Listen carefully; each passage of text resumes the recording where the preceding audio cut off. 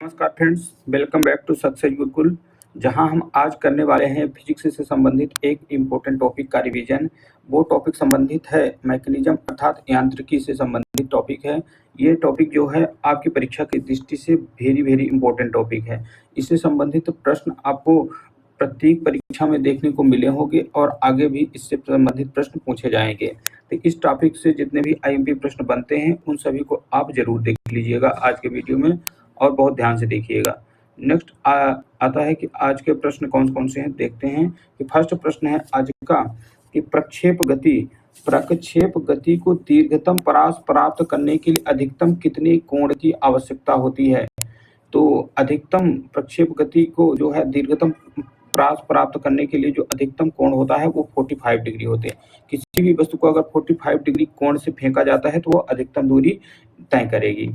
मनुष्य जब नदी के किनारे नाव से बाहर कूदता है तब नाव पीछे की ओर क्रिया प्रतिक्रिया के कारण हटती है।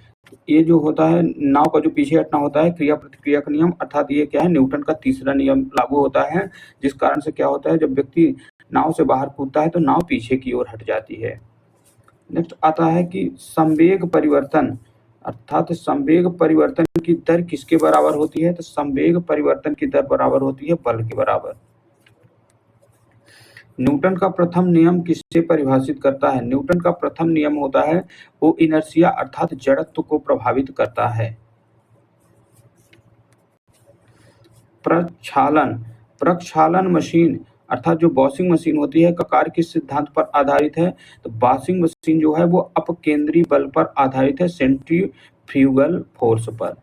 तो ये प्रश्न बहुत बार पूछा जा चुका है कि जो वॉशिंग मशीन है किस सिद्धांत पर कार्य करती है। तो वॉशिंग मशीन कार्य करती है अपकेंद्री बल पर अर्थात सेंट्रीफ्यूगल फोर्स पर।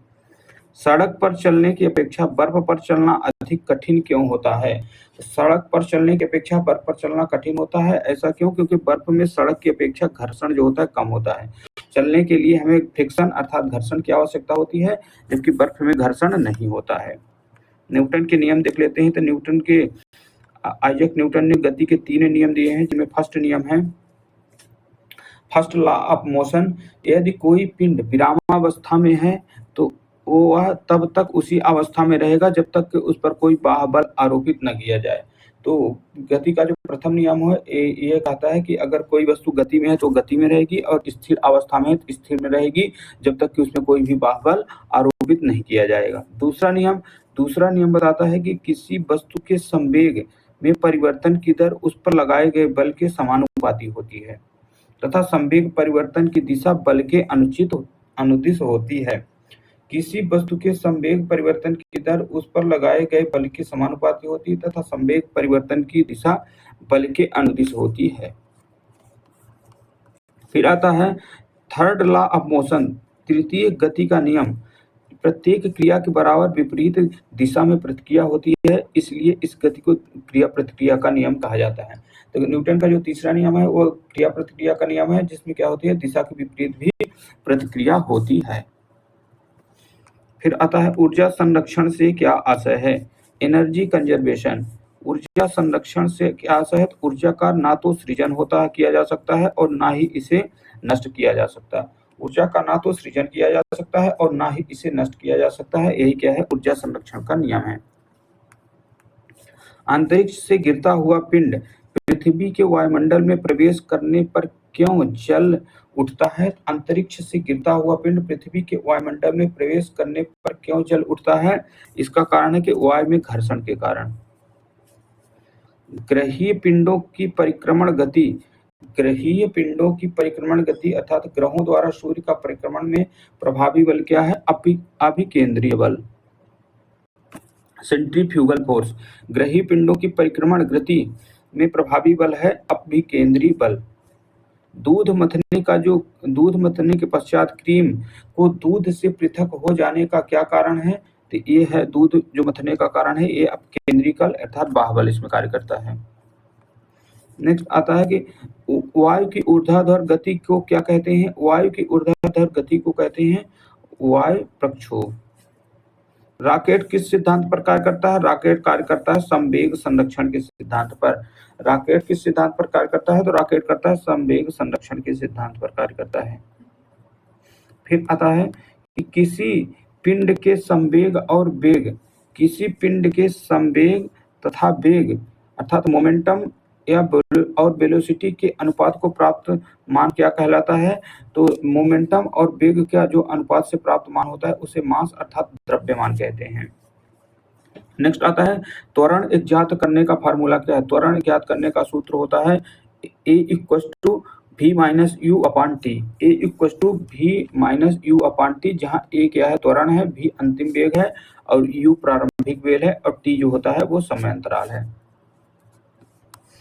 तेल से अंशतः भरा हुआ टैंकर, तेल से अंशतः भरा हुआ टैंकर समतल सड़क पर एक समान त्वरण से जा रहा है तो तेल का मुक्त पृष्ठ होगा। तेल से अंशतः भरा हुआ टैंकर समतल सड़क पर एक समान त्वरण से जा रहा है तो तेल का जो मुक्त पृष्ठ होगा वो कैसा होगा? तो वो होगा परवलयी वक्राकार। एक समान वृत्तीय गति पर त्वरण, एक समान वृत्तीय गति पर त्वरण जो एक्सीलरेशन होता है वो एक समान रहता है। किसकी उपस्थिति के कारण ब्लैक बोर्ड तथा कागज पर लिखना संभव है? तो घर्षण के कारण, फ्रिक्शन के कारण ब्लैक बोर्ड तथा कागज पर लिखना संभव हो पाता है। नेक्स्ट आते हैं यहाँ पास न्यूटन की गति के नियम और उनके कुछ उदाहरण दिए गए हैं, देख लेते हैं। तो न्यूटन की गति प्रथम नियम के बारे में हमने देखा था कि जब कोई पिंड विरामावस्था में है तो विरामावस्था में रहेगा, अगर कोई वस्तु गति में है तो गति में रहेगी। तो इसके प्रमुख उदाहरण क्या क्या हैं? तो पहला न्यूटन के फर्स्ट लॉ के उदाहरण है कि चलती गाड़ी के रुकने पर उसमें बैठे यात्रियों का आगे की ओर झुकना, ये क्या है? न्यूटन की गति का प्रथम उदाहरण है। पेड़ से फल टूटकर नीचे गिरना, ये भी क्या है? फर्स्ट नियम से है। कपड़े को हाथ में रखकर डंडे से पीटने से क्या है? धूल कण बाहर आ जाते हैं, ये किस कारण हो पाता है? तो ये न्यूटन की गति के प्रथम नियम से। दूसरे नियम में क्या बताता है? दूसरा नियम किसी वस्तु के संवेग परिवर्तन की दर उस पर लगाए गए बल के समानुपाती होती है तथा संवेग परिवर्तन की दिशा बल के अनुदिश होती है। तो द्वितीय नियम में क्या है? गेंद पकड़ते समय खिलाड़ी अपने हाथों को पीछे की ओर खींच लेता है। ये क्या है? जब गेंद पकड़ते समय खिलाड़ी अपने हाथों को पीछे खींच लेता है तो कौन सा नियम कार्य करता है? तो इसमें न्यूटन का दूसरा नियम है। न्यूटन का थर्ड लॉ एक क्रिया प्रतिक्रिया का नियम है। क्रिया के बराबर क्या है? विपरीत दिशा में भी प्रतिक्रिया होती है। तो इसका पहला उदाहरण है कि बंदूक से गोली निकलते समय बंदूक का पकड़े वाले व्यक्ति को पीछे की ओर क्या है? धक्का लगता है। और रॉकेट जो होगा उसका परीक्षण जब होता है तो क्या इसमें भी विपरीत बल लगता है। वायुयान की गति है। चंपू चलाने वाले नाव को आगे बढ़ना, ये क्या है? सभी न्यूटन के तीसरे नियम से होता है। नेक्स्ट है सरल आवर्त गति। सरल आवर्त गति अर्थात सिंपल हार्मोनिक मोशन के दोलन में किसकी आवश्यकता होती है? तो प्रत्यास्थता एवं जड़त्व दोनों की। सरल आवर्त गति के दोलन में किसकी आवश्यकता होती है? तो प्रत्यास्थता एवं जड़त्व दोनों की। कमानी तुला किस सिद्धांत पर कार्य करता है? कमानी तुला कार्य करता है हुक के नियम पर। जब एक कार की गति दोगुनी कर दी जाती है, तब उसको उतनी ही दूरी में फेंकने के लिए ब्रेक बल कितना लगाना होगा? 4 गुना। जब एक कार की गति दोगुनी कर दी जाएगी तो उसको उतनी ही दूरी में रोकने के लिए ब्रेक बल कितना लगाना होगा? तो 4 गुना लगाना होगा। जेट इंजन किस सिद्धांत पर कार्य करता है? जेट इंजन कार्य करता है रैखिक संवेग संरक्षण सिद्धांत पर। यहाँ दिए गए हैं प्रथम श्रेणी के उत्तोलक, द्वितीय श्रेणी के उत्तोलक और तृतीय श्रेणी के उत्तोलक। तो प्रथम श्रेणी के जो उत्तोलक होते हैं उनके एग्जाम्पल हैं कैंची है, हैंड पंप है, साधारण तुला है और प्लास। कैंची, हैंड पंप, प्लास और साधारण तुला जो है वो प्रथम श्रेणी के उत्तोलक है। द्वितीय श्रेणी के उत्तोलक सरौता, नींबू निचोड़ने की मशीन।